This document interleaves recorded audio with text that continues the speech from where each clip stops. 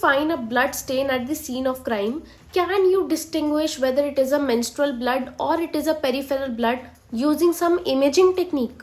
Researchers at Kasturba Medical College, Mangaluru have actually developed a new forensic imaging based method which can actually differentiate between menstrual blood and non-menstrual blood stains found on certain materials such as clothing or beddings. This is a patented technique used to improve the accuracy in forensic investigations, especially in the cases of sexual assault and domestic violence, where finding the source of origin of that blood stain is extremely crucial for investigation. When forensic teams reach at the scene of crime and they find some blood stain at the crime scene, they just firstly determine whether it is blood or not using the traditional blood testing methods like luminol or Kastle-Meyer test, and if it is blood then they collect it for DNA analysis. But these traditional field tests do not confirm whether it is a menstrual blood or whether it is a non-menstrual blood. Without the exact technical details published yet,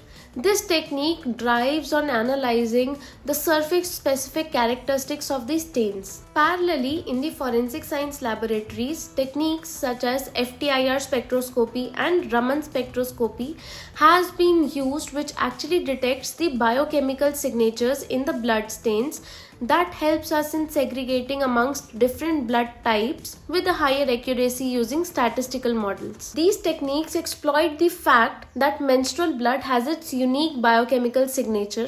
It is not just blood, but it also contains vaginal fluids, endometrial cells and other tissue components that produces a distinct spectral pattern as compared with normal blood.